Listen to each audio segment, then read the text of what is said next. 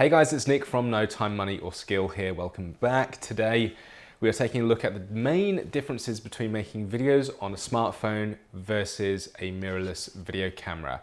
We're going to run through the main advantages, disadvantages on filming on each so that you can make a more informed decision when it comes to making videos to grow your personal brand or your business. If this is your first time here, make sure to subscribe because No Time, Money or Skill is the place to come. Everything there is to learn about removing those hurdles, those painful obstacles that get in the way of making good looking videos so that you can focus on growing your personal brand or business with video. Now, this has to be one of the most common questions that we get asked. Should I really front the money? Should I make an investment to buy a mirrorless video camera to start making my videos with, or is the smartphone good enough? And I think that decision kind of process can get in the way of actually making content a lot of the time. So let's jump into the main advantages, disadvantages of making videos on your smartphone. So firstly, it has to be the size, right? They are already in your pocket, like I've said, and you can pick it out and film at any time. So it makes them really convenient, which is a big plus in my book when it comes to actually making your videos. They really need to be easy to make and easy to go to make. So knowing that if something's happening that you want to capture some B-roll, if there's a little extra tip because you've already recorded a video that you want to add a little bit extra context, your phone's in your pocket, you can use it and it makes good looking video. I mean, they've made good looking videos since 2015. Now, when you have a smartphone, you know there's a few different cameras on there. The selfie cam will generally record in 1080p. That's really the minimum standard, the minimum size and resolution you want your videos to be in. Anything lower than that, it doesn't really live up to today's standards. And the forward-facing cam is often, or also known as the rear camera, you've often got access to 4K video, so quite high resolution video that allows you to do things like punch in when you're editing a 1080p video and gives you a little bit more room there, or gives you a better looking image overall than a lower resolution image like a 1080p image. What's also great is that most smartphones can record some version of slow motion, whether that's 60 frames a second, 120, or even 240. And the fact that you can do that again in your minimum standard resolution of 1080p means that you get pretty decent quality at slow motion. You can even, ramp up and ramp down, all within the camera app to kind of dictate when that slow-mo kicks into your overall video clip. I think is actually really cool. I love that getting the files off your phone to edit is very simple. If you're using a computer, you can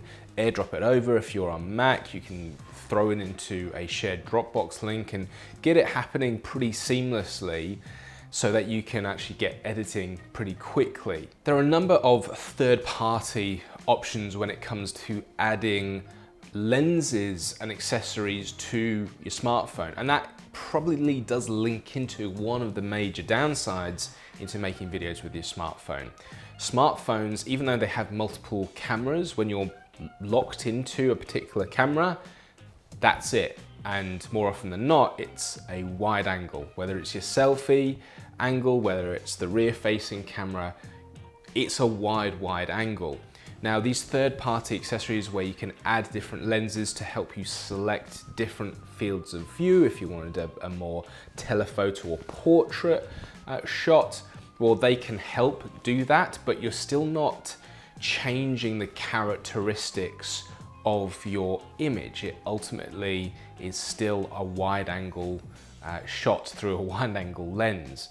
Now, having that one fixed lens means that if you wanted to zoom in a little bit, all you're doing is zooming in on the already existing image, and you actually lose quality once you go past kind of a safe margin of error there. There are some smartphone cameras that have optical lenses, so when you zoom in, you're really zooming in and you're getting the same quality of image, but it's not standard. And I think with a lot of artificial processing, things like artificial depth of field, which we'll talk about in a second, I don't think that is going to become the norm. So if you're photography inclined, photographically inclined, then you may want to consider smartphones that have optical lenses that focus on the best image quality you can get in a small package. So linked to the one fixed view again is the ability to control what's known as your depth of field. A big characteristic of this is being able to have things in focus and out of focus. So things in focus draw your eye to them naturally. Having a wide lens, like most smartphone cameras do, means you have less control over that. The sensor is much smaller, so again, you have less control over that. And it means you have to use other methods to draw attention to what it is you want people to focus on. You might be delivering a great little message, but if something's happening over your shoulder and there's some movement there, it's gonna draw attention, or your viewer's attention to it. So you probably know when you're in portrait mode and you're basically using that other lens, you get this lovely artificial depth of field look where you're taking, it's focusing on the subject or whatever it is you're focusing on and working out how to blur and how to get rid of the things that you don't want to also be in focus.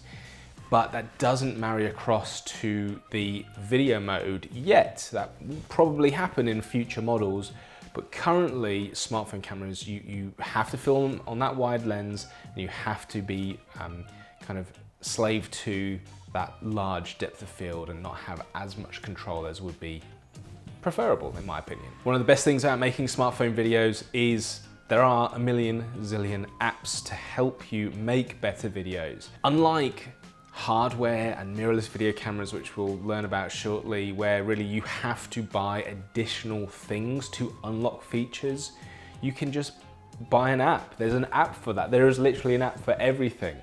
So if you wanted a teleprompter because you wanted to script your videos, there's an app for that. If you wanted better control to access wider frame rates, you wanted some input on your audio levels to make sure it's not too loud or too soft, you wanted to know how bright or dark your image was with exposure tools, there are apps and apps and apps and apps for that. The hardware equivalent, when you are using other more traditional video cameras or mirrorless video cameras, they are much more expensive than what you will pay in app form.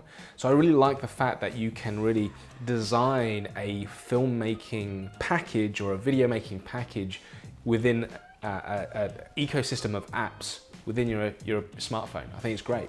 Finally, your audio options are extensive when you want to introduce external microphones to get better sounding video. There are, again, a million zillion mics out there built specifically for smartphones, and it's such a big niche, really, such a popular niche, that there are a lot of competitors out there, which means you get more bang for your buck. When you invest in something like a Rode microphone for your smartphone, you know you're getting a really good, decent quality microphone or audio hardware for really not much investment when you compare it to, again, traditional hardware options that are compatible with other video cameras. Downside means that you can't then move those microphones or systems onto other cameras as you move forward because they are built specifically for smartphones. But just the absolute range and different microphone types that you can get, I think is awesome. Now, the downside to these audio options is that anytime you plug your mic into your smartphone, you're doing it via what is a combined mic input and headphone output. So you can't actually listen or check the audio quality with the microphone plugged in. You've got to kind of record something with the mic plugged in, take it out, play it back, or maybe then listen on headphones and make sure it's actually giving you the quality of audio that you're after. So there's a little bit of juggle there, there's a little bit of testing before you can be confident to say, yep, I can set and forget that now and start making your videos. Not a huge thing, but obviously a thing to consider when you do compare it to mirrorless video, which we'll get onto shortly. And by shortly, I mean right now. That's really an overview of the main aspects of filming with a smartphone for video. There are obviously going to be differences from smartphone model to model, but there are going to be the main points of consideration, the main advantages and detractors for you. So mirrorless cameras, mirrorless video cameras in particular, what are they, and really what are the benefits and detractors to them. So mirrorless cameras are really a relatively recent breed of digital camera. They're designed to take exceptional photos, but they're much smaller and lighter than the more traditional kind of digital cameras, the DSLRs. Now, because video is so popular, they're also built with some incredible video features, which makes for really good looking video. Today's video is filmed on a mirrorless video camera. The standout feature with mirrorless cameras is that the lenses are interchangeable. Again, not on all models. So a lot of entry-level models are more point and shoot style mirrorless cameras. But for the majority of the models out there, you can literally buy additional lenses, pick and choose the kind of look you're going for. So that means you have more control right out the gate over the kind of image that you're creating. You can buy lenses that are specifically designed for close-up macro photography and video. You can buy lenses that are super wide yet don't have that traditional kind of fisheye distortion. You can buy lenses that are more attuned and have the ability to see more in lower light environments. So compare that alone to smartphone video, where you do pick that one lens again and it's generally a wider angle.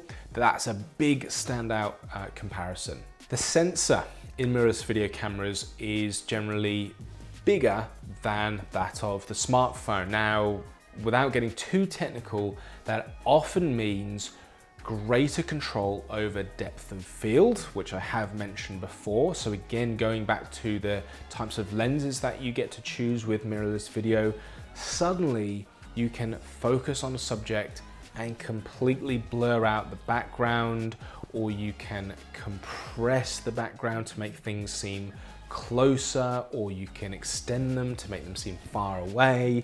There are a lot of different additional things you can do with a greater control over your depth of field. So most mirrorless video will record in 1080p as standard, and a lot of them, well, probably most of them, have some form of slow motion. Some mirrorless video cameras, you can record slow motion in 4K. You could do 4K 60 frames, so 2 times slow, but that does come with a price tag. So there is a wide variance in pricing with mirrorless video cameras. Doesn't matter whether you're looking at Sony, Canon, Panasonic, Fujifilm, because there are so many different little feature sets and benefits with each model, there are huge price variances. Now, speaking of resolution, again, on those entry-level mirrorless video cameras, when you want to record 4K, it's often at a bigger crop than if you're filming in 1080p, and that's simply to do with the processing power involved between recording a bigger resolution image and a smaller resolution image. So what will happen is you might have your lenses invested for your normal things that you're recording in 1080p, but suddenly when you go to record in 4K, boom, it's punched in maybe 1.5, sometimes 2 times more than standard 1080p. So it's recording higher resolution, but you've punched in 2 times over. So what does that mean? It means that if you are looking at recording in 4K, unless you have a camera that will give you the same frame readout as lower resolutions like 1080p, it means that you have to invest in even wider lenses. So when you get that 2 times crop, it's just nowhere near as extreme a crop or zoom in. One of the biggest selling points these days to mirrorless video cameras is autofocus. Sony and Canon in the game right now are absolutely killing it with their autofocus. Gone are the days where you have that tiny screen on a mirrorless video camera and you're really struggling to see if you're in focus or not. You can set the camera down, sit down, it will register your face, and you know whether you lean forwards or backwards that you're going to be in focus. It really does change the game in terms of the quality of video. Smartphones, they have autofocus, but again, on that wide angle fixed length, as I keep going back to, you're not really going to get much change in focus anyway, whereas mirrorless video cameras, it can track people. You can actually get really cool selective videos with everything out of focus, but it will stay with you. That's a really attractive feature when you're looking at doing things out and about, things like vlogs and behind the scenes, things where you can just concentrate on framing the image and don't have to worry about if everything's in focus or not. So are there downsides to mirrorless video cameras? Absolutely. Kind of conversely to smartphones, if you want to add additional features to your mirrorless video camera, you can't get an app for it. Unless the manufacturer chooses to upgrade some features or improve on some features, which is more common with a firmware update, nothing changes about the feature set that you buy in your mirrorless video camera. You can't buy an app that helps you with exposure. You can't buy an app that helps you read a script.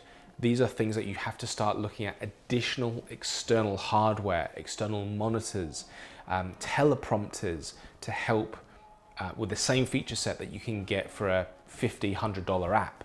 So over time, you can imagine that that investment starts to increase and increase and increase. Now, that's not the worst thing, because you can then bring those external bits of hardware to your next camera and your next camera and your next camera. So it's not locked into the particular camera you've got necessarily. It's just that if you need extra help with some of these things, then you need to invest in it.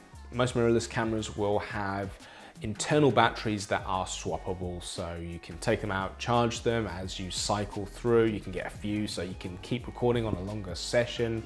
So that's pretty good. And a lot of models are starting the ability to be charged via USB or their USB-C slot, whatever they actually have, which is pretty cool as well. And what's a great additional feature is that a lot of manufacturers are now enabling them to be used as webcams, so you can get really good quality webcam video thanks to mirrorless video. I actually made a video recently about turning a Canon mirrorless camera into, or any Canon camera to be honest, into a webcam, so make sure to head along and give that a watch if that applies to you. But most manufacturers, Sony, Canon, and some others, Panasonic I think is just starting to do it, are enabling you to download some software to your computer to stream video out of the USB and turn it into a webcam via your computer. Pretty cool. And finally, audio. Just like smartphones, there are an absolute ton of audio options when it comes to integrating with your mirrorless video.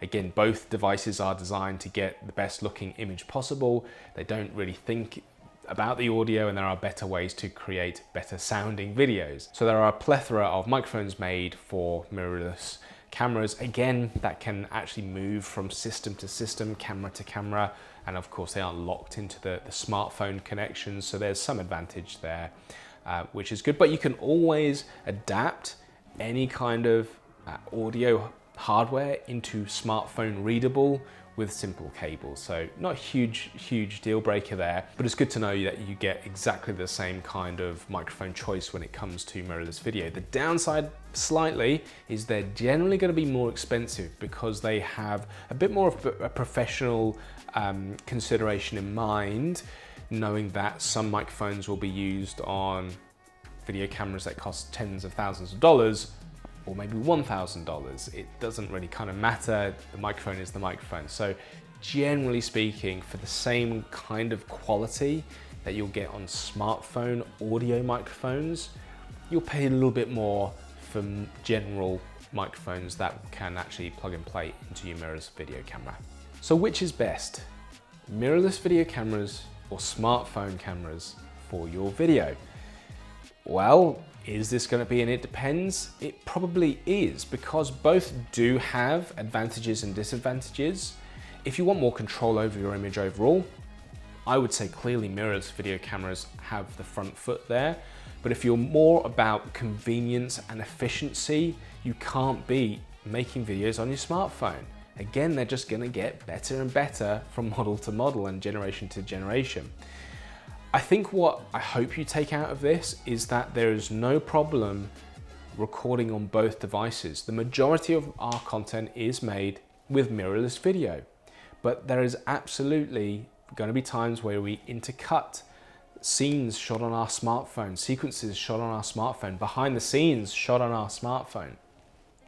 You just want to use the camera that you have at hand to get the best quality image and tell the story. That's really the main focus. The smartphone accessories are great because they're generally cheaper, and the apps give you access to a lot more control of your image than you can out of the box on mirrorless video cameras, where again you have to look into that external equipment.